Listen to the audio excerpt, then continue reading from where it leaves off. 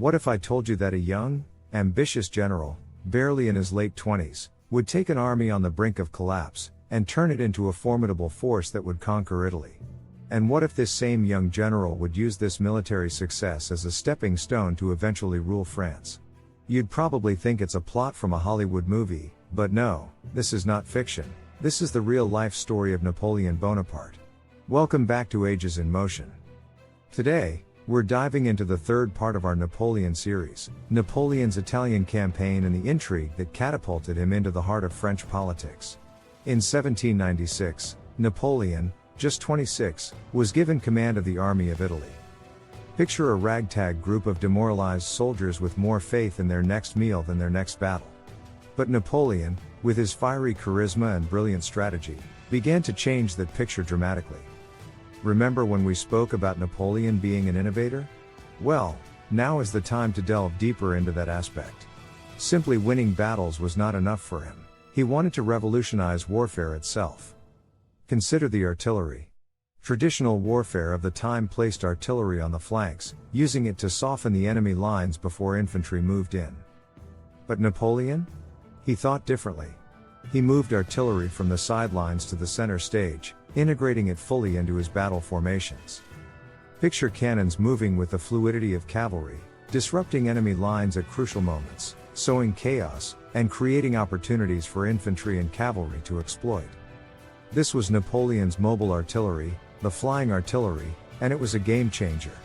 But Napoleon didn't stop there. He also revolutionized how the armies moved and fought. Instead of moving en masse, he divided his armies into self-sufficient corps. Each corps could fight on its own, yet when combined, they formed a powerful force. This gave Napoleon's army the flexibility to maneuver across wide fronts, swiftly concentrate against specific enemy formations, and then disperse again.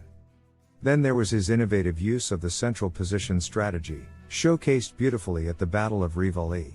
He positioned his army in such a way that he could attack the split enemy forces in detail, while they couldn't do the same. This strategy of divide, confuse, and conquer allowed Napoleon to fight multiple enemies effectively. These tactics were not just ingenious, they were revolutionary. They transformed the very nature of warfare, from static and linear to dynamic and fluid. Napoleon was not just winning battles, he was changing how battles were fought. And every victory, every innovation, was reported back to France through the newspapers he established. He was feeding the public's hunger for good news from the front, all while shaping their perception of him as the nation's savior. In essence, Napoleon was waging a two-front war, one on the battlefields of Italy, the other in the court of public opinion. Before we delve deeper, consider this: in an era before smartphones, before television, before radio, how does a general keep his troops motivated and the public back home informed about his victories? Well, Napoleon found an ingenious solution. He founded two newspapers. One was La France, a newspaper for the folks back home. Here, in vivid detail, were accounts of brave French soldiers conquering in the name of liberty. Then, he had the Courrier de l'Armée d'Italie, specially printed for his troops. It served a dual purpose, boosting the morale of the soldiers by highlighting their victories, and at the same time, keeping them informed about the overall strategy.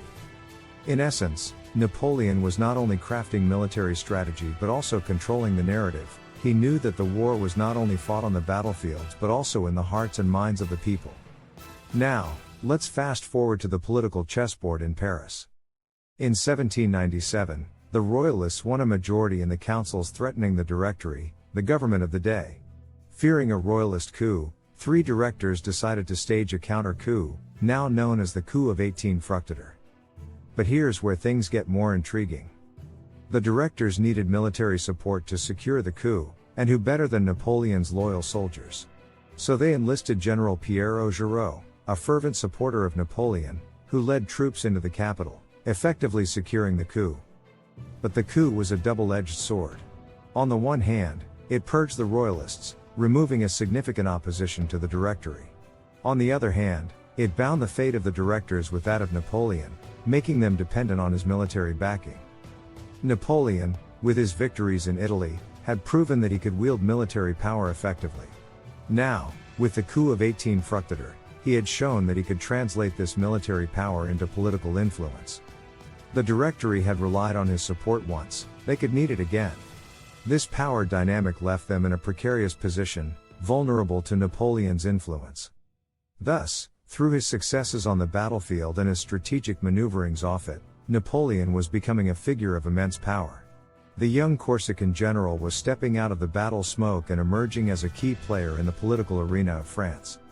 It's a complex web of military and political maneuverings, where victories on Italian soil shaped the fate of French politics. A new power was rising, and his name was Napoleon Bonaparte. And that's it for today. Our next episode will take us even further afield, to the sun-scorched lands of Egypt. Thank you for joining us. If you've enjoyed today's story, don't forget to subscribe, and gently push that like button too. Drop your thoughts in the comments section, stay curious, stay engaged, and until next time keep the wheels of time turning.